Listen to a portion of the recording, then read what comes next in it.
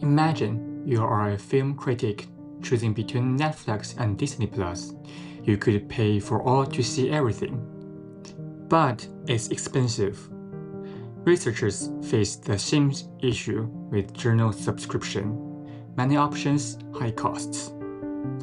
Like filmmakers wanting their work seen, scientists want their studies read. That's the idea behind open science, making research transparent, free, and accessible to everyone, speeding up discovery and reducing global inequality. But there's a catch. If research is free to read, who pays the bill? Many journals now charge authors instead of readers, shifting costs to researchers and their institutions. Let's dive into this by looking at the article published by Dr. Streetum and her team in 2022. The article is a review, which is a study looking at a large selection of published research to draw wider conclusions around open access in South Africa, since it's one of the leading open access countries. This article looks at how open access, making research free for everyone to read, is used in South African universities. It also talks about the cost of publishing research and share ideas for how to make it more affordable for researchers and their institutions. The paper also explains how privacy and data protection work in open access, and how South Africa laws help keep people's personal and medical information safe when research data is shared or reused. There are different systems used to rank journals and show how much impact they are. The most common one is the impact factor, which measures how often a journal's articles are mentioned elsewhere or cited compared to how many is published in the last 2 years. Journals with higher impact factors are usually seen as more influential.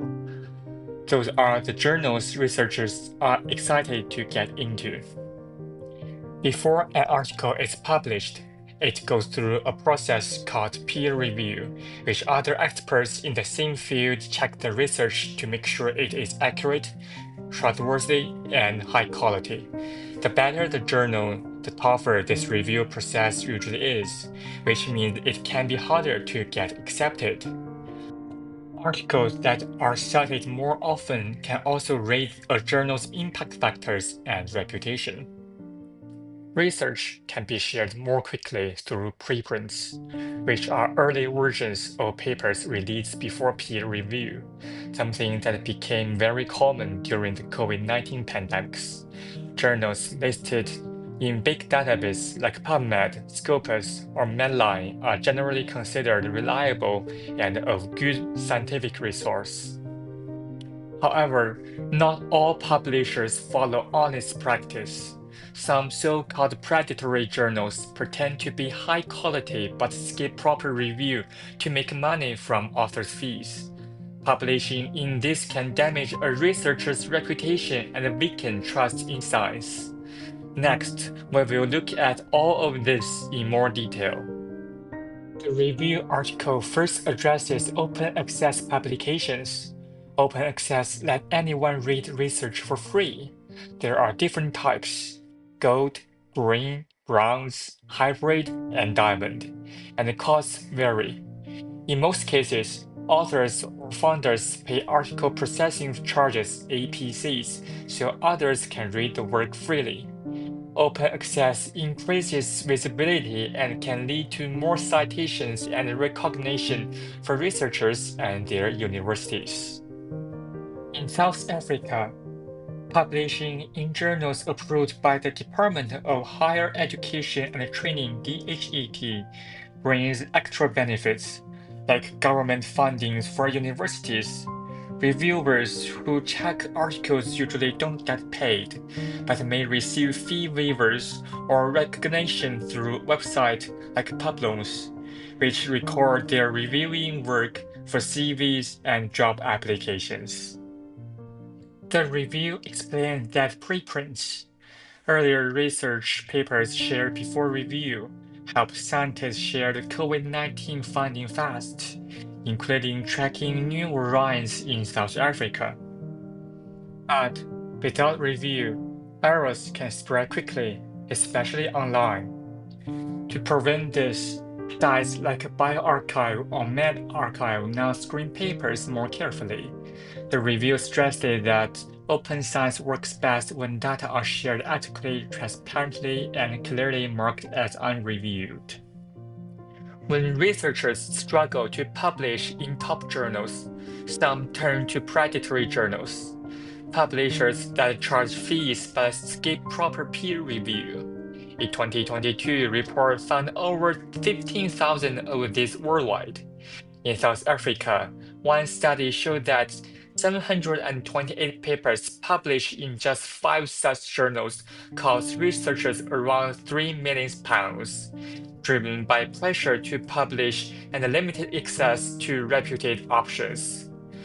Predatory journals damage the reputation of researchers and institutions.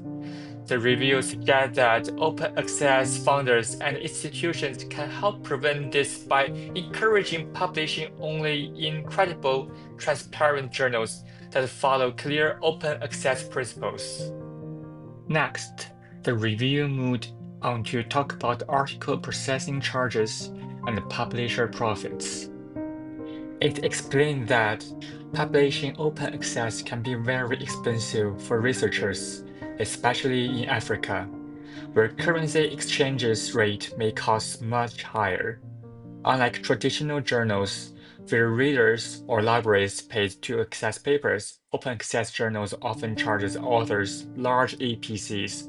For example, Nature charges around £8,000 and The Lancet about 4,200 per paper. Mainstream journal costs are unaffordable for most universities. At the University of Pretoria's ICMM, publishing just 10 papers in 2021 cost £14,000, a third of its research budget.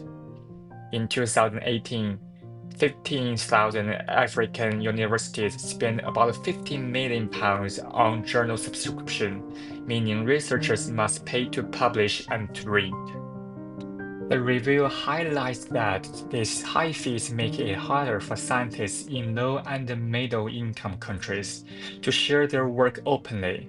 It calls for urgent discussion about fairer publishing costs and more support for African researchers. Publishing has become a big business. The review notes that the world's top 5 companies, Elsevier, Valley, Taylor and Francis, Springer Nature, and Sage, control more than half of all academic journals. Elsevier alone recently reported $2.64 billion in revenue and $1.92 billion in profit, which is almost the same as the entire yearly budget for South Africa provincial hospital system that serves about 48 million people. Most of the costs of producing journal articles, research, writing, and reviewing are already paid for by universities and public funding.